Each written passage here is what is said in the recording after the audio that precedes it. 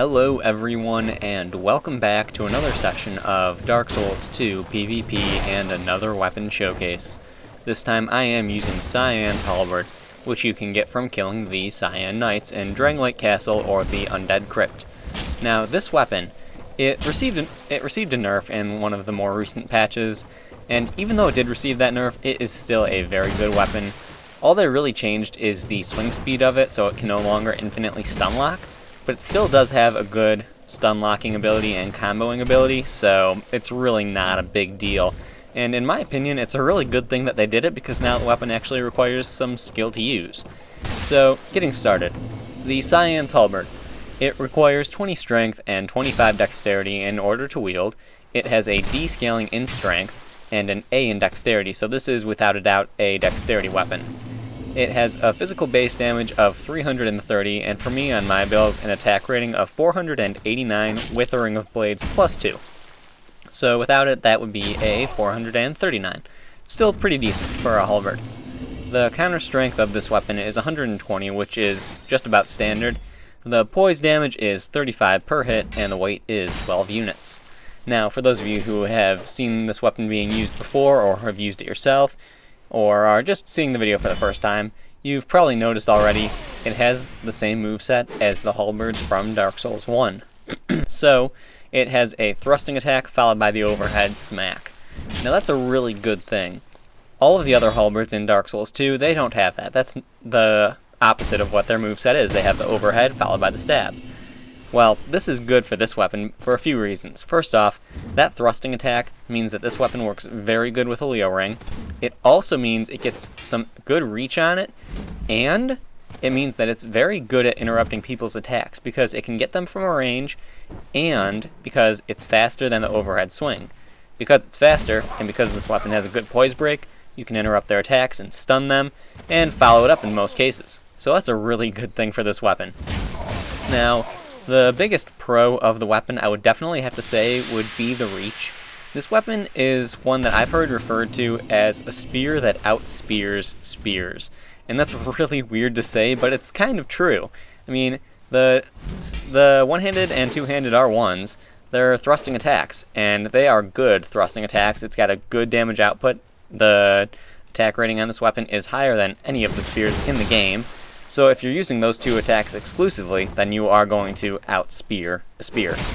In addition to that, the two-handed R2s, excuse me, the two-handed R2s are the same as the partisan, or, well, not exactly the same, but very, very similar in the fact that they've got the sideways across sweep followed by the stab, and that is, in most cases, a guaranteed 2-hit stun, guaranteed 2-hit attack, and can cause a significant amount of damage.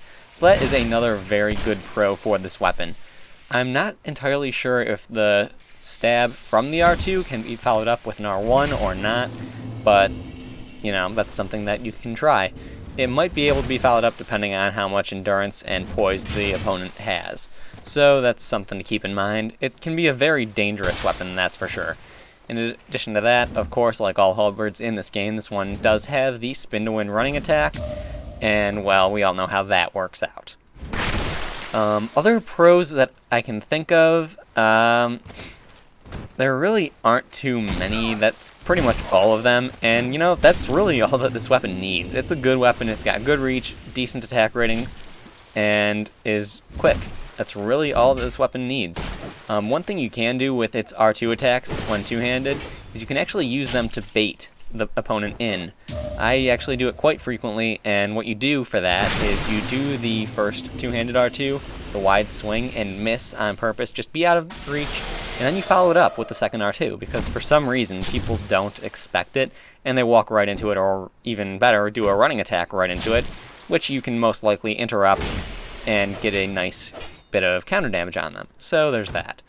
The biggest con of this weapon, I'd have to say that the biggest con of the weapon would be one of two things. Either the fact that you have to wait until so far into the game in order to get the weapon, or the fact that it does weigh 12 units. That is pretty heavy.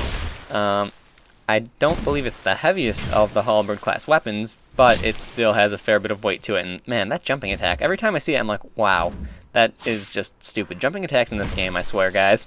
I swear, they just need to cool it with the tracking a little bit. But anyway, that's a whole nother rant for another time. Another good thing about this weapon, it also has a longer range than most of the, well, than all of the Lance class weapons. So if you are fighting against a Lance class weapon, you can just sort of poke at them with this from out of their reach, and that puts you in your optimal reach, which is a very good thing, of course. Really, that's all I've got to say about this weapon, though. It's really good, fairly straightforward, really easy to use, despite the fact that it did receive a nerf to its swing speed, and it's a really good weapon. So anyway, this is the last fight. I hope you guys have enjoyed this video, found it helpful in one way or another. Please like, subscribe, and all of that good stuff, and I will see you guys next time.